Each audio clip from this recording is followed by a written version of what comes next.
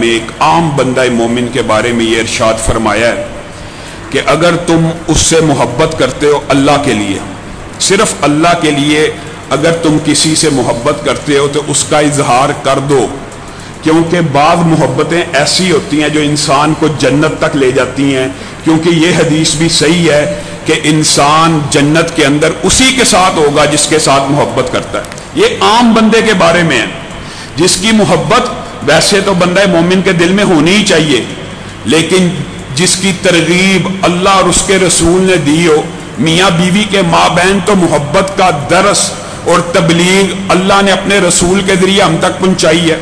نبی کریم صلی اللہ علیہ وسلم عام دو بندہ مسلم کے بارے میں ارشاد فرماتے ہیں کہ جو صرف اللہ کے لیے ایک دوسرے سے محبت کرتے ہوں گے، ان کا کوئی دنیاوی غرض نہیں ہوگا، کوئی دنیاوی مفاد نہیں ہوگا، کوئی مال تجارت کی وجہ سے محبت نہیں ہے، صرف اللہ کے لیے ایک دوسرے سے محبت ہے۔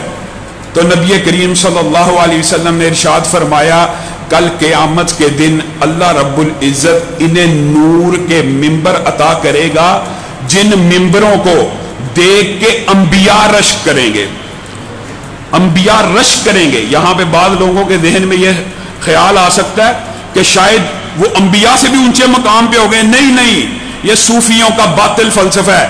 انبیاء رشک یہ کریں گے کہ عمل تو بہت تھوڑا تھا لیکن بدلہ بہت بڑا ملا۔ نعوذ باللہ، ان احادیث کا مطلب یہ نہیں ہوتا بندہ نبیوں سے آگے چلا گیا ہے، بلکہ اس کے اندر شوق اور ترغیب دی جاتی ہے کہ نہایت چھوٹے عمل کا اتنا بڑا بدلہ ہے کہ انبیاء رشک کریں گے کہ ہم اتنی عرصہ تبلیغ کرتے رہے، مارے کھاتے رہے، آزمائشیں سہتے رہے، ہم نے اتنی محنت کے ساتھ یہ مراتب حاصل کیے اور یہ صرف آپس میں محبت کر کے یہاں تک پہنچ گئے۔ یہ عام بندہ مسلم کے بارے میں ہے۔ تو بتائیے جس کا حکم اللہ اور اس کے رسول نے دیا ہو اس کی محبت کیسے ہوگی؟ اس کی محبت کا بدلہ کیا ہوگا؟ پہلی بات، بندہ اپنی بیوی سے محبت کرے یا بیوی اپنے بندے سے محبت کرے، فائدہ کس کا ہے؟ اس کا اجر کون دے رہا ہے؟ اللہ دے رہا ہے۔ نبی کریم صلی اللہ علیہ وسلم نے کہا یہ تعلق اتنا خوبصورت اور پیارا ہے، اگر تم کسی بری عورت کی طرف متوجہ ہوگے تو تمہیں گناہ ملے گا نا، اگر تم اپنی پکیزہ اور صالح بیوی کے پاس اللہ کا کلمات، آپ کو پتہ ہے یہ جو بیویاں ہوتی ہیں یا خامند ہوتے ہیں اللہ کی ضمانت کے اوپر ایک دوسرے کے اوپر حلال ہوتے ہیں، اگر اللہ کے لیے اللہ ضامن ہے، اللہ کی ذمہ داری اور کلمے کی وجہ سے ایک دوسرے کے ساتھ جو حلال رشتہ ہے اس کے پاس جاؤ گے تو اجر و ثواب نہیں ملے گا۔ کتنا عظیم مذہب ہے، کتنا خوبصورت مذہب ہے کہ بندہ اپنے نفس کی تسکین کے لیے جا رہا ہے، عورت اپنی دل لگی کے لیے اپنے خامن سے بات کر رہی ہے، لیکن لکھنے والے فرشتے اس معمولی عمل کے اوپر بھی ان کی نیکیاں لکھتے چلے جا رہے ہیں۔ آپ بتلائیے فائدہ کس کا ہے؟ اگر ہم محبت، مودت اور الفت کے ساتھ گھروں میں رہیں گے ہمارا فائدہ ہے، فائدہ بھی ہمیں ہے، اجر و ثواب بھی ہمیں مل رہا ہے۔ اسی لیے نبی کریم صلی اللہ علیہ وسلم نے عورتوں کو، میری بہنوں بیٹیوں، اللہ کے لیے نبی کریم صلی اللہ علیہ وسلم کی ان وصیتوں کے اوپر غور کرو۔ نبی کریم صلی اللہ علیہ وسلم نے ارشاد فرمایا وہ عورت جنت میں داخل نہیں ہوگی۔ کون سی عورت؟ وہ عورت کہ جس کا خاوند اس سے ناراض ہو اور وہ عورت اس کی فرما بردار نہ ہو، وہ عورت جنت میں داخل نہیں ہوگی، اور اللہ رب العزت اس عورت کے گناہ معاف نہیں کرے گا، حتیٰ کہ ایک حدیث اتنی سخت ہے جو ہے صحیح ہے، لوگوں کو یہ باتیں چبھتی ہیں جب ہم بیان کرتے ہیں۔ نبی کریم صلی اللہ علیہ وسلم نے جن 3 لوگوں کی نمازوں کے بارے میں کہا نا، ایسے اٹھتی ہیں فرشتے آسمان کی طرف لے کے جاتے ہیں، اللہ رب العزت ان نمازوں کے لیے بھی راستہ بند کر دیتے ہیں۔ ایک طرف تو صرف سبحان اللہ کے لیے 7 آسمان کھل جاتے ہیں، عرش عظیم تک یہ کلمات پہنچ جاتے ہیں، اور دوسری طرف نماز اٹھ رہی ہو اور اللہ رب العزت دروازے بند کر دے۔ ان میں سے ایک عورت وہ ہوگی، حدیث صحیح ہے، کہ جس کا خامند اس سے ناراض ہو اور وہ خامند کی نافرمان ہو، اس کی نماز اس وقت تک آسمان نہیں کھلتے جب تک وہ اپنے خامند کو منا نہیں لیتی، اس کی تابع دار نہیں ہو جاتی۔ نبی کریم صلی اللہ علیہ وسلم نے کہا میں تمہیں جنتی عورتوں کی ایک نشانی نہ بتلاؤں؟ جنت میں کون سی عورت جائے گی؟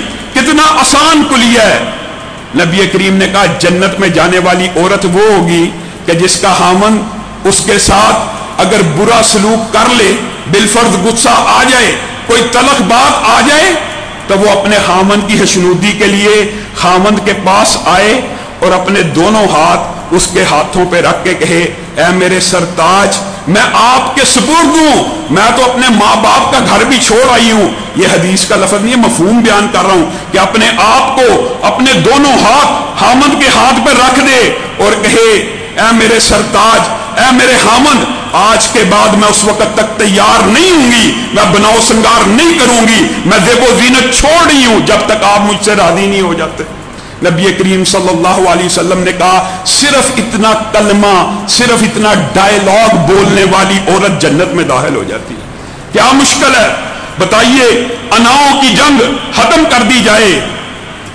انا کی جنگ میں ہمیشہ یاد رکھیے، انا تو جیت جاتی ہے لیکن رشتے ٹوٹ جاتے ہیں، رشتوں کے مابین جدائیاں ہو جاتی ہیں۔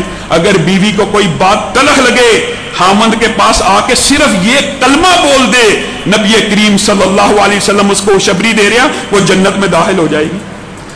دوسری طرف نبی کریم صلی اللہ علیہ وسلم جب معراج سے واپس آئے، عورتوں کو وصیت کر رہے ہیں، عورتیں میری مائیں بہنیں بیٹیاں، اللہ کی قسم اپنی بیٹیوں کی تربیت اس انداز میں کیا کریں۔ معاشرہ پہلے ہی فیمنزم اس قسم کے نعروں کا شکار ہو چکا ہے۔ نبی کریم صلی اللہ علیہ وسلم نے کہا میں نے جہنم میں ایک بہت بڑی تعداد عورتوں کی دیکھی ہے، وجہ بھی بیان کی، کس لیے دیکھی ہے کہ یہ کفران نعمت کرتی ہیں۔ کفران نعمت حدیث کے الفاظ ہیں، کیا مطلب؟ اپنے خامندوں کی ناشکری کرتی ہیں۔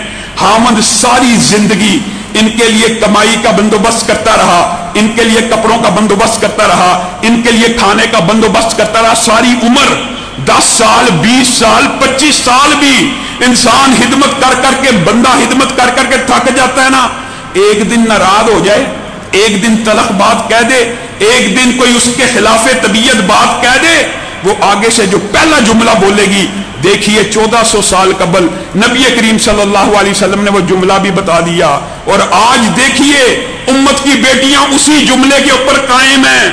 نبی کریم صلی اللہ علیہ وسلم کہہ رہے ہیں اس جملے کی وجہ سے میں نے جہنم کے اندر عورتوں کو جاتے دیکھا ہے، لیکن ہماری بہنیں بیٹیاں اس جملے کے اوپر غور نہیں کرتی۔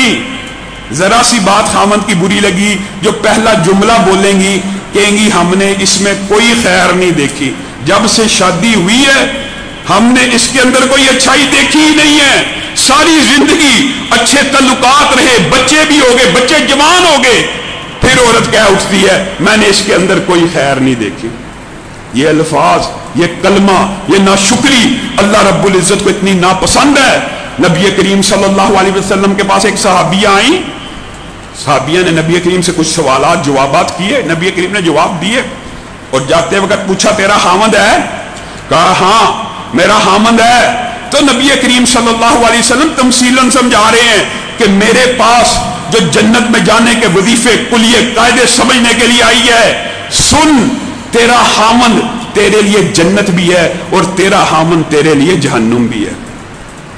آج عورت یہ چاہتی ہے میں مرد کے سٹیٹس کے برابر آ جاؤں، یہ اتنا باطل اور گندا فلسفہ ہے۔ آپ بتلائیں ایمانداری سے، صدقے دل سے، کیا کوئی عورت دن رات مزدوری کر سکتی ہے؟ سیمنٹ کی بوری ریت کے اندر مکس کر سکتی ہے، بجری ملا سکتی ہے، تعمیرات کے اندر کام سر انجام دے سکتی ہے، یا جو بجلی کے بڑے بڑے کھمبے لگے ہوئے ہیں یا روڈوں کی کھدائی ہوتی ہے؟ برابری کا نعرہ تو یہ ہوتا ہے کہ پھر ہر طرح برابری ہو۔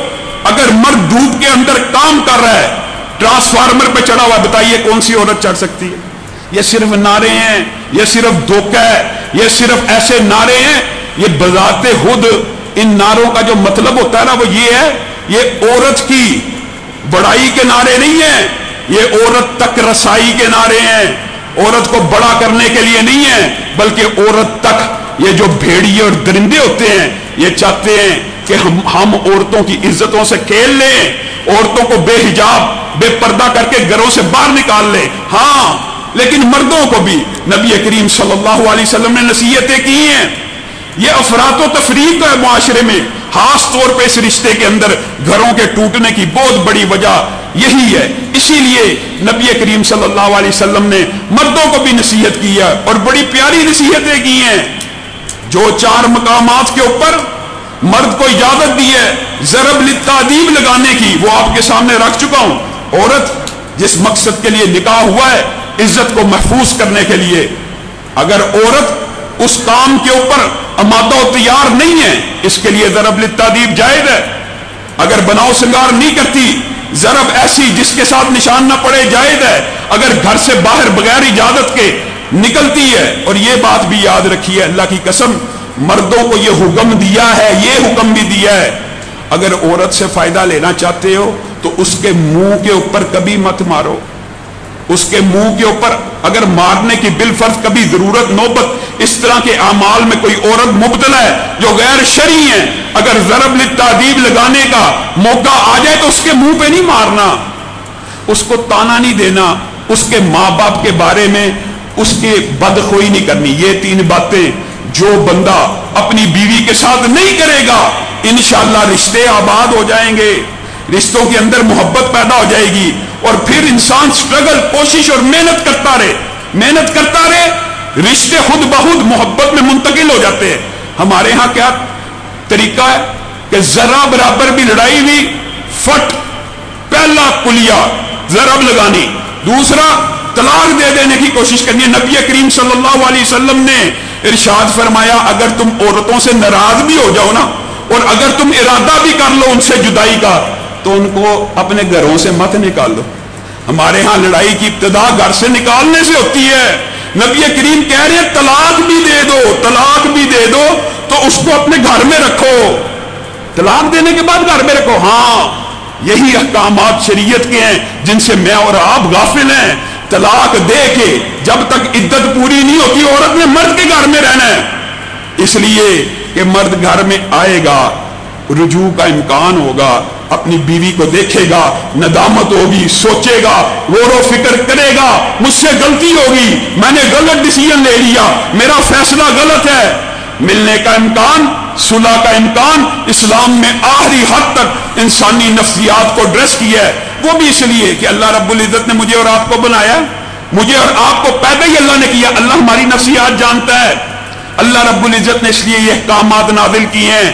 अगर तलाक देने की भी नौबत आए तो घर से नहीं निकालना। हमारे यहाँ मुआशरे के अंदर तलाक के बगैर ही वो अपनी माँ के घर चली जाए, कैसे सुलह होगी जब वो माँ के घर जाएगी? कुछ शैतान लोग वैसे ही होते हैं जो मियाँ बीवी के दरमियान सुलह चाहते ही नहीं।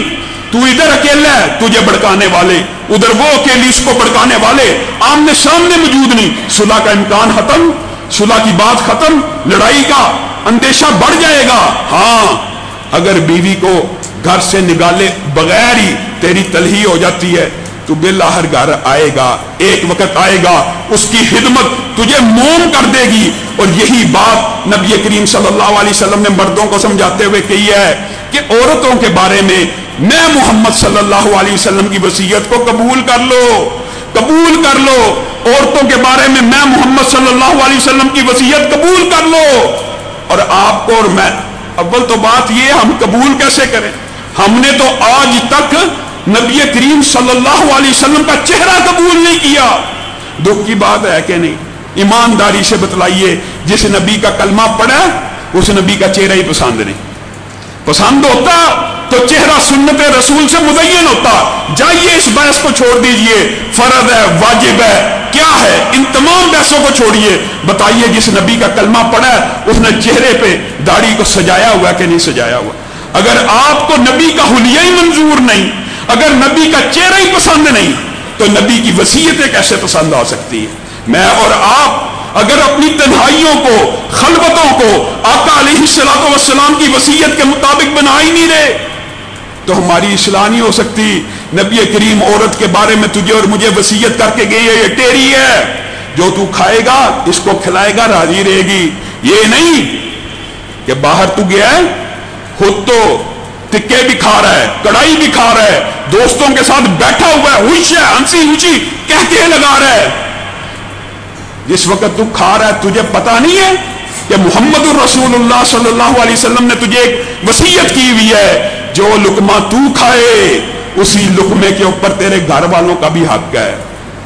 گھر میں آتے ہوئے ان کا کوئی احساس کیے بغیر، ان کے لیے کچھ کھانے پینے کا بندوبست کیے بغیر دوستوں کے ساتھ خوش گپیاں لگا کے آ رہا ہے، اور گھر میں داخل ہوا ماتھے پہ غصہ ہے، پیشانی تلا ہے اور روب ڈال رہا ہے، اور اپنے دوستوں کے ساتھ تعلقات کے اوپر فخر کر رہا ہے کہ میں اپنے دوستوں کے ساتھ بڑا خوش آیا ہوں، گھر کا ماحول ایسا ہے، گھر میرا یہ وہ۔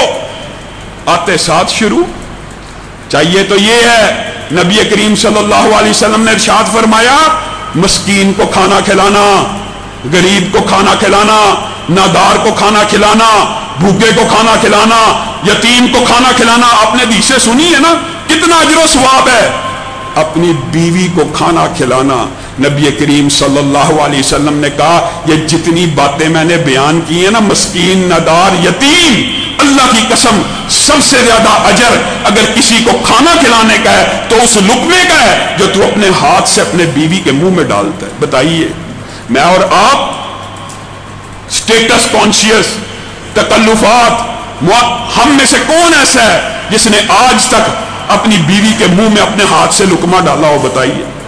ہمیں تو شرم آتی ہے، ہم نے یہ خود ساختہ تصورات اپنے دین کے اندر ایجاد کر لی ہیں، جو تم پہنتے ہو اپنی بیوی کو پہناؤ، یہ نہیں کہ خود تو بڑا بڑا مہنگا سوٹ ہو، بڑا بڑا مہنگا زیب و زینت کا لباس ہو، اور گھر میں بیوی کا حال نہ کپڑا ہو، نہ پہننے کے لیے پیسے دیے جائیں۔ اس بات کی شکایت بھی نبی کریم صلی اللہ علیہ وسلم کے پاس آئی، اور بہت عظیم صحابیہ لے کے آئیں۔ حضرت ابو سفیان کی بیوی آئیں رضی اللہ تعالیٰ عنہ، اور اس خاندان کے بارے میں بھی معاشرے کے اندر نعوذ باللہ پروپیگنڈا، صحابہ کی توہین اور تحقیر کا فلسفہ۔ میرے بھائیوں ایک کلیہ یاد رکھنا، اللہ کی قسم یہ کلیہ عام مسلمان کے بارے میں نبی کریم نے کہا ہے، جو بندہ کسی مسلمان کو کافر کہتا نا، عام مسلمان کو، تو دونوں میں سے ایک کافر ہو جاتا ہے۔ تو جو بندہ کسی صحابی کو کافر کہتا ہو، بتائیے اس کے کفر میں کیسے شک ہو سکتا ہے؟ یہ بدبخت لوگ اتنے عظیم صحابہ کے بارے میں کفر کے فتوے لگانے والے۔ حضرت ابو سفیان کی بیوی آئیں، حضرت ہندہ نبی کریم صلی اللہ علیہ وسلم کی بارگاہ میں آئیں، کہا ابو سفیان سردار ہے، رئیس ہے، عجیب معاملہ، اپنے لیے تو بہت اٹینشن، مراد یہ ہے مفہوم حدیث کا، میرے لیے اس کا ہاتھ تنگ ہے۔ تو نبی کریم صلی اللہ علیہ وسلم نے ان کی گزارشات کو سنا اور ایک اجازت دی، لیکن میری بہنوں یہ اجازت جتنی ہے وہاں تک رکھنی چاہیے۔ بعض بہنیں اس طرح کے مسئلے سن کے بعد میں حامدوں کا گھر سے میسج آ جاتا ہے، علامہ صاحب یہ کیا مسئلہ بیان کر دیا، وہ آج جیب میں 50,000 تھا، بیوی نے نکال لیا۔ یہ جو اجازت نبی کریم صلی اللہ علیہ وسلم نے دی ہے، نبی کریم نے اس کی بڑی غور سے بات سنی حضرت ہندہ کی، کہا ٹھیک ہے اگر تو جو بتا رہی ہے یہ ایسے ہے تو تجھے اجازت ہے کہ ابو سفیان کی جیب میں سے پیسے نکال لیا کر۔ کس کام کے لیے؟ جو تیری ضروریات پوری کر سکے۔ ضروریات سے مراد جو حامد کے ذمے ہیں، اور حامد اس میں کوتاہی کر رہا ہے۔ ضروریات سے مراد لگژریز نہیں ہے کہ آج حامد بےچارے گھر جائیں، جیب میں 5,000 ہے، 10,000 ہے، سب نکال لیا، علامہ صاحب نے اجازت دیا پیسے نکالنے کی، یہ بات نہیں۔ نبی کریم صلی اللہ علیہ وسلم نے کہا ہاں تیری دعائی کا خرچہ ہے، تجھے پیسے نہیں مل رہے تو نکال لے۔ تیری ضروریات اور آسائشوں میں فرق کریں، ایک ہوتا ہے ضرورت، ایک ہوتا ہے لگژری۔ لگژریز کے لیے پیسے نکالنا عورت کے لیے حرام ہے، اسی لیے نبی کریم صلی اللہ علیہ وسلم نے دوسری بات بھی بیان کر دی، ہاں ضرورت کے لیے حامن سے پوچھے بغیر اس کے پیسے نکالنا جائز ہے ضرورت کے لیے، لیکن لگژریز اور آسائشوں کے لیے نبی کریم صلی اللہ علیہ وسلم نے کہا وہ عورت جنت میں نہیں داخل ہو سکتی جو حامد کے مال کو بغیر اجازت کے خرچ کرتی ہے۔ بتائیے ایک اصول اور ضابطہ طے پا گیا ہوا ہے، دین کامل مکمل اکمل ہے، کوئی شعبہ ایسا نہیں، کوئی کونا ایسا نہیں کہ جو نبی کریم صلی اللہ علیہ وسلم نے ایڈریس نہ کیا ہو، اور ایڈریس تو یہ تک کیا ہے کہ بیوی کو چاہیے کہ وہ حامد کے گھر کے اندر اس بندے کو داخل نہ ہونے دے۔ کتنی عظیم حدیث ہے اللہ کی قسم۔ آج بعض عورتیں اپنے جو کزن ہوتے ہیں چاہے غیر محرم ہیں ان سے میل جول سلام دعا رکھنا شرعی حدود اور آداب کے تحت جائز ہے، لیکن بالفرض اگر خاوند کو کوئی بندہ ایسا ساس اور سسر کی بات نہیں کر رہا، یہ کزنوں کی بات ہے، یہ ان رشتہ داروں کی بات ہے کہ جن سے ملنا فرض نہیں ہے، جو صلہ رحمی کے اس حصے پہ نہیں آتے، ان میں سے کوئی بندہ خاوند کو بالفرض ناپسند آ جاتا ہے، تو نبی کریم صلی اللہ علیہ وسلم نے ارشاد فرمایا وہ عورت مومن نہیں ہے جو خاوند کی ناپسند کے بندے کو اپنے گھر میں اس کی اجازت کے بغیر داخل کرتی۔ عورت کو یہاں تک ایڈریس کیا ہے نبی کریم صلی اللہ علیہ وسلم نے، ہاں، اور عورت کو یہ بھی کہا ہے، دیکھیے آپ کے سامنے حضرت فاطمہ اتنی عظیم، اور ان سے زیادہ عظمت کس کی ہو سکتی ہے، جنت کی عورتوں کی سردار ہیں، وہ حضرت علی کے لیے کام کر کر کے تھک جاتی ہیں، ہاتھ پہ چھالے ہیں۔ اسی طرح کی ایک مثال حضرت اسماء بنت ابی بکر کی بھی ہے۔ عورتیں غور کریں، حضرت اسماء بنت ابی بکر کی جب حضرت زبیر کے ساتھ شادی ہوئی، وہ بیان کرتی ہے نہ زبیر کے پاس مال تھا نہ دولت تھی، ایک گھوڑا تھا ایک اونٹ تھا۔ زبیر تو جہاد میں اور نبی کریم صلی اللہ علیہ وسلم کے ساتھ بیوی رہتے تھے، میں اس گھوڑے کے چارے کا بندوبست کرتی تھی اور میں اس گھوڑے کو چارہ ڈالتی تھی، اور میں زبیر کے لیے ان کے اونٹ کے اوپر پانی کی چھاگل اٹھا کر اتنی دور سے لاتی تھی۔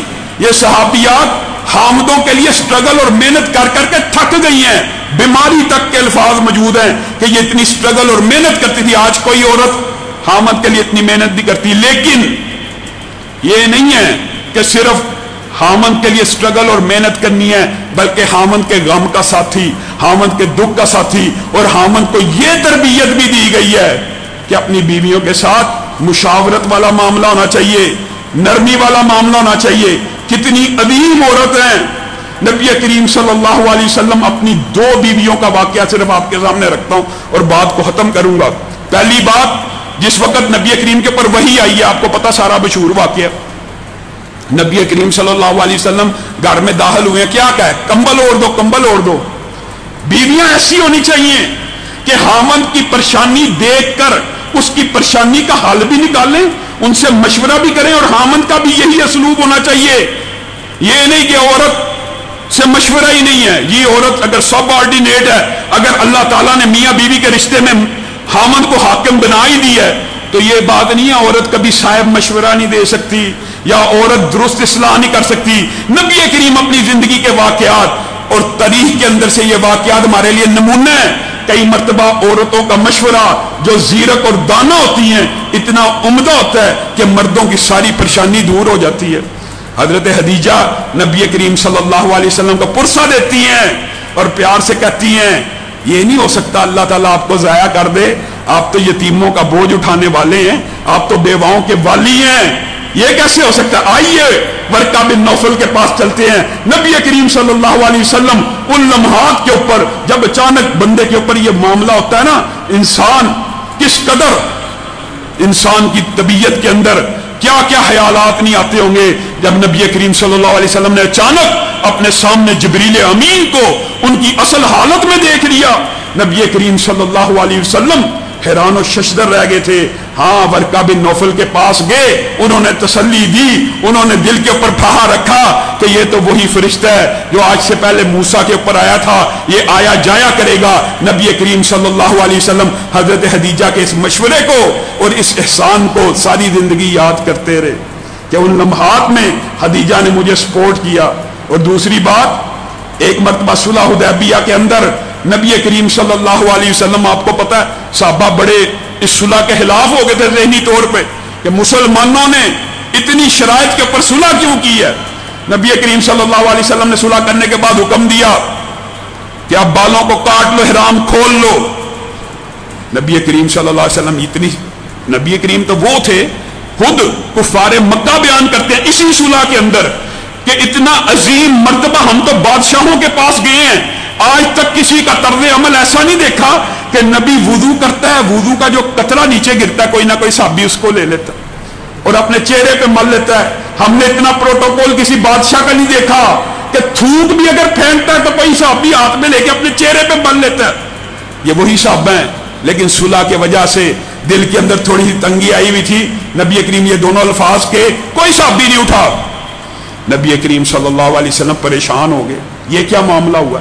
یہ تو ہوتا ہی نہیں تھا، میں تو ادھر حکم ابھی جاری نہیں تھا کرتا، صحابہ جانثار ہو کے آگے بڑھ جاتے تھے۔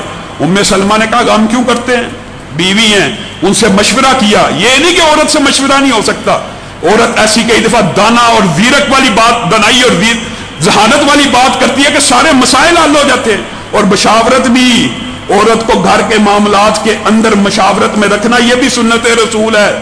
نبی کریم صلی اللہ علیہ وسلم دین کے بارے میں ام سلمہ سے آج مشورہ کرنے آئے ہیں کہ میں نے حکم دیا ہے، کسی صحابی نے بال نہیں کاٹے، کسی صحابی نے احرام نہیں کھولا۔ ام سلمہ مسکرانا شروع ہو گئی، کہا آقا میری ایک رائے ہے، میں عرض کروں آپ میری رائے مانیں گے؟ جی ام سلمہ بتائیے کیا رائے ہے؟ آپ باہر جائیے، حجام کو بلائیے، اپنے بال منڈوا لیجئے، اپنی قربانی کو ذبح کر دیجئے۔ نبی کریم صلی اللہ علیہ وسلم نے ان کی یہ دنائی والی رائے قبول کی، باہر آئے، سر کو منڈوایا، قربانی کو حکم دیا۔ صحابہ سارے کے سارے نم آنکھوں سے اٹھے کہ اب رسول اللہ صلی اللہ علیہ وسلم نے یہ کام کر لیا ہے، اب ہم کیسے پیچھے رہ سکتے ہیں؟ سب اٹھے، سب نے سروں کو منڈوایا، احراموں کو کھول لیا۔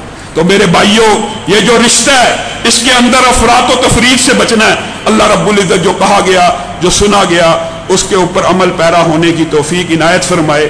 کل انشاءاللہ اسی حوالے سے چند گزارشات کو آگے بڑھائیں گے، اسلامی پردہ اور چہرے کے پردے کے حوالے سے اور نظر کی حیا کے حوالے سے گفتگو کو جاری رکھیں گے۔ سبحان ربک رب العزت عما یصفون وسلام علی المرسلین والحمد للہ رب العالمین۔